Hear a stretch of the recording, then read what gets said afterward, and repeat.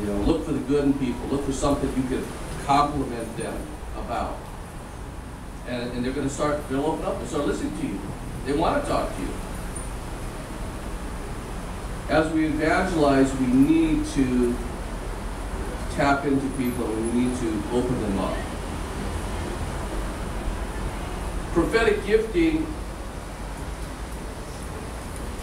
or with the prophetic gifting, it's about edifying. Edifying is about seeing the good. Romans 14:19. Let us pursue the things that make for peace, things by which one may edify others. How can we edify the people in our lives? Those people that we need. Edification loosens people's soul. We all need to be edified. Philippians 4:8. Whatsoever things are noble, whatsoever things are just and pure and lovely and of good report, if there be any virtue, if there be any praise, think on these things.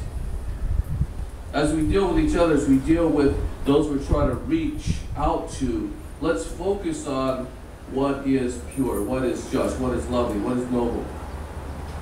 What's their good report rather than a bad report.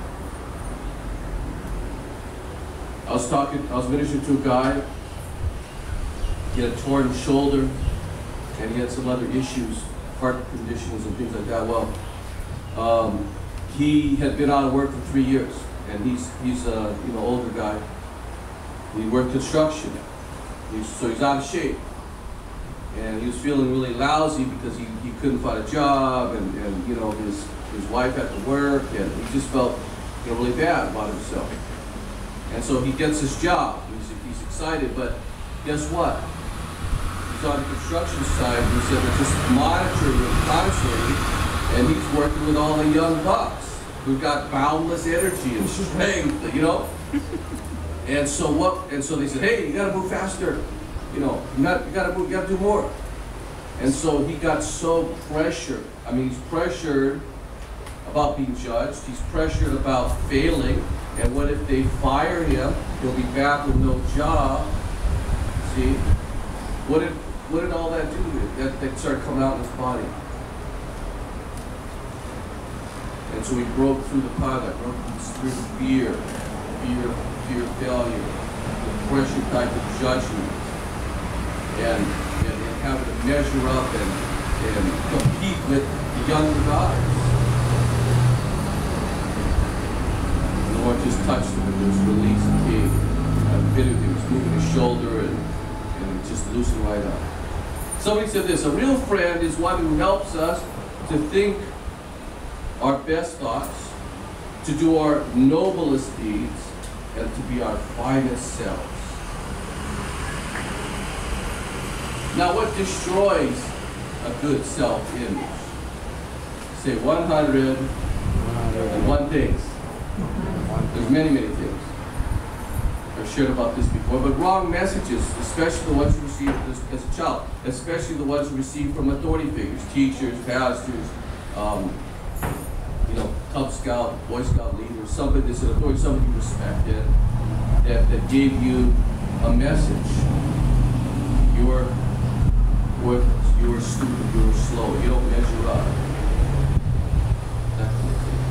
There was a study done, and they took 2 groups of kids, and they were all the average IQ level in a building. One group, they separated groups, and they said, you're in this special class because you guys are above average, you're smart, you're gifted. And the other group, they said, you guys are in the average class, the below average class. And guess what happened? After so many months they checked, and the kids that were told they were in the special class because they were smart, they're above average, and gifted, were just excelling in all that they were put to do. And the other ones were struggling. Why? Because they believed what was told them. It's well known, the placebo effect. When they have a new medication, they'll test it out, and they'll give some people just you know, pills that have nothing, you know, they're just made out of flour and whatever, sugar or something, right? And then they give someone that medication. They say, this pill's gonna, this what's gonna do, this thing's gonna grow hair, you know? And you know, they'll find that some of the people, a certain amount of people, they just take this pill with the flour and sugar, they're gonna start growing hair or whatever. Isn't that right? The power of belief. It's a placebo effect. And they always factor this in when they're experimenting with drugs and products. Negative experiences that gave you a negative message about yourself. There was a girl I was ministering to, and she just struggled with low self-esteem, rejection issues. What happened? She went to a new school, new kindergarten. And for no reason, the other girls shunned her. They looked down on her. They just rejected her.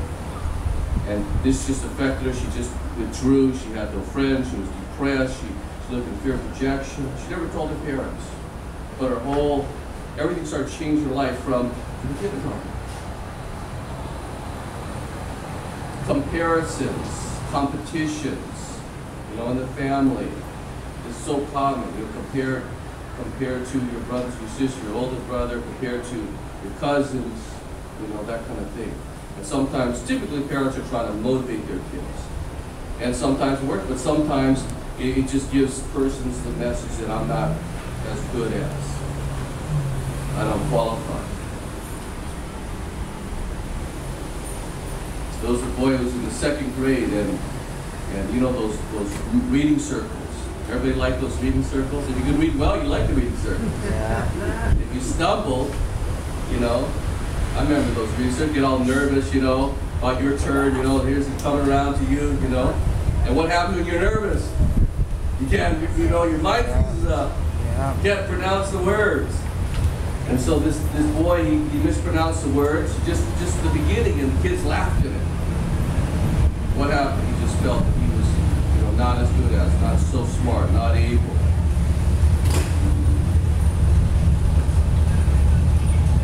We've all suffered from judgment. Sometimes they're unlikely judgment. Our criticism, ridicule. We all want to be less judgmental. The Bible says, judge not, lest you be judged. Want to be less critical. We need to watch our words, but it's challenging because, you know, it's just so easy to throw things out. I always remember, I was at a pastor's meeting, and ministers meeting here, and this is a while back, and there was a pastor, and I was doing, at that time, we were doing a lot of work with the street people, homeless people, and I'm pretty sure this guy was jealous of me for whatever reason. I didn't even know him well, but we're all together, and he just throws this out. He says, how about Pastor Damien? He hasn't done much around here. I mean, he was so, the whole room went silent, you know.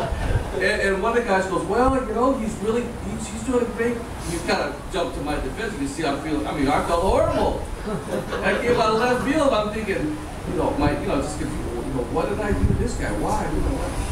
And I never forgot those words or the feeling. And that's happened to you guys. Isn't that right? Judgment. A lot of judgment comes out of jealousy. I know some persons, they do whatever they can do to keep people from being jealous of them because sometimes you're the target for jealousy. Isn't that right? Mm-hmm. And I know persons who are so talented, they get their talent because there was judgments, people spoke against them or came against them because they were jealous of their talents and their abilities. Instead of releasing it, they get their talent. There was a man, his mom and dad divorced, and the dad disappeared. But he said, before he left, he said, I'm going to be back. I'll return. I'll be there for you. But he never came back. He never saw his father again. He was devastated. Every day, he told me, he waited at that. He was 5 years old. He waited at the living room window. I could still see his pain in his eye. He waited for his father to come. Never came. What message did he get? I have no value. I must not be there. He became a got involved in gangs, drugs, violence, became very violent. Why? Because of the hurt came to him. But the Lord touched him, he got saved. And he was just a soft-hearted guy. It's hard to imagine that he was so violent. He was telling me how, joining gangs. Of course, the kids want acceptance. So you want to join the gang, they put you in the middle. Okay, not what that was. They'd say, okay, we're going to give you 15 seconds.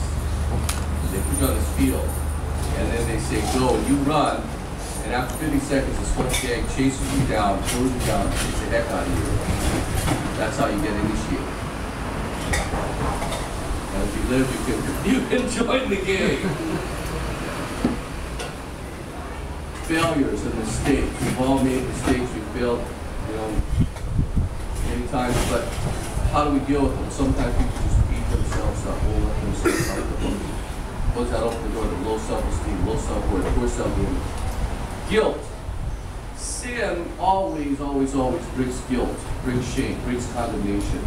And these three things will always destroy one's self-image. That's why Jesus, wants to be the answer for these issues. Persons that are in the world, people that don't understand the gospel, have got to struggle the burden, the weight of guilt, and shame, and condemnation, and they have no answer. I know some persons, and so, they just say, well, there's no such thing as sin. People told me this. I don't believe in sin. There's no such thing as sin. There's no such thing as guilt. So that's how they deal with it. Does that work? Not really.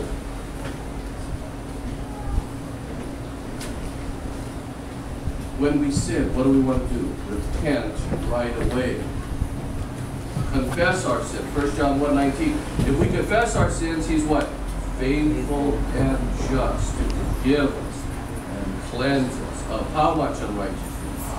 Oh, that's a wonderful word. Of all unrighteousness. Not some, but all. Limitless. We don't want to let unconfessed sin accumulate. It's so easy to let stuff accumulate. It's so easy to build up a mountain of guilt. I'll tell you what, it's easier to deal with molehills than mountains. Isn't that right? But we'll put it off. Put it off. As soon as we feel a tinge of guilt, we want to just repent, ask forgiveness, confess the sin. The devil say, yeah, but you just did that 5 minutes ago. You just did that yesterday. The Lord's discussing with you. You're using up the grace of God. The Bible says the grace of God, the mercy of God is higher than the heavens will do.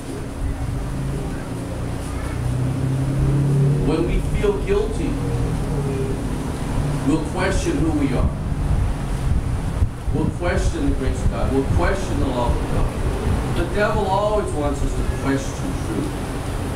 We just need to accept truth. How can God bless me? How can God use me? There's so many people that are sitting on the fence and not used because of guilt and shame.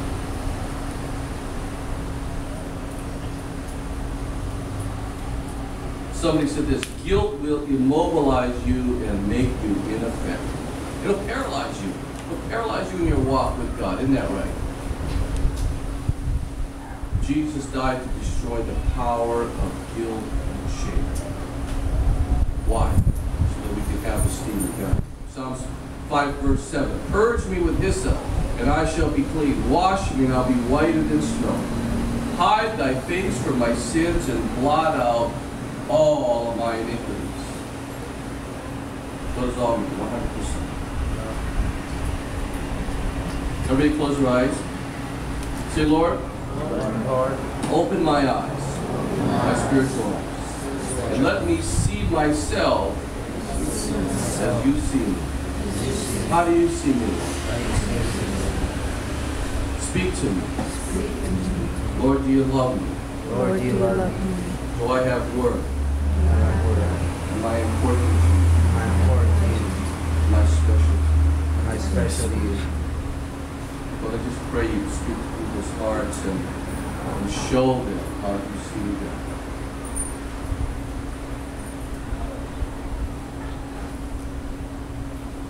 Let them experience your touch, your love, your acceptance, your goodness right now. Let them accept your forgiving grace, or they understand your forgiving grace. With that comes peace. Grace brings peace. Peace brings strength. Peace of God. Just release the peace of God.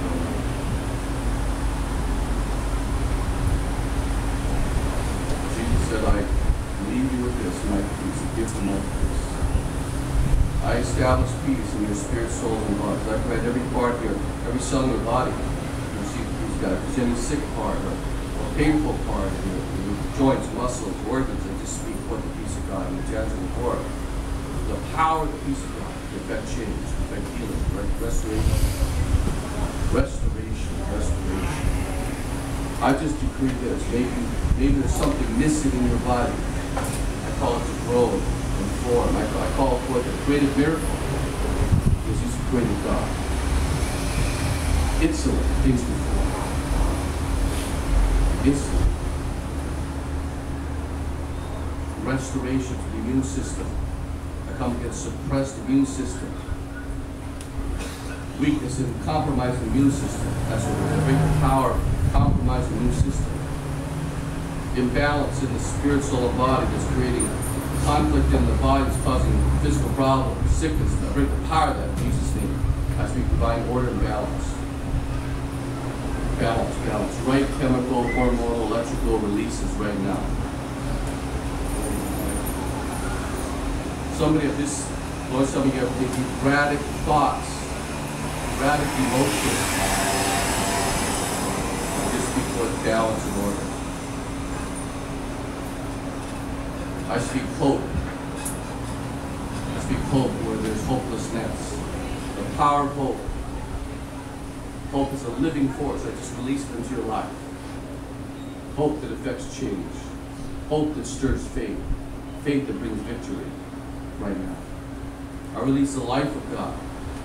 The force of the life of God. The life of God that eradicates death and destruction. There's a force of life. The light of God. The Bible says that ties in the light of God and the life of God. I just call forth the light of God to shine in every dark place in your being now. Light always dissolves the work of darkness. Darkness is subservient to light.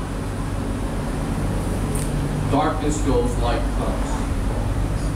Darkness dissolves and light comes. Right now, right now. I love this verse. When I sit in darkness, the Lord shall be a light unto me. Say, Lord, be my light. Lord, be my light. Let your light. Let your light Bring life. bring life. Let your life. Let your life Bring wholeness. bring wholeness, Order. order, Balance. balance. Thank you, Lord. Thank you, Lord. If you're not born again, you need to be born again. It's simple. You just believe on the Lord Jesus. The Bible says there's one mediator, only one, between God and man, the man Christ Jesus, who was 100% God and 100% man. He died on the cross for you. Why? Because he loves you. For your sin.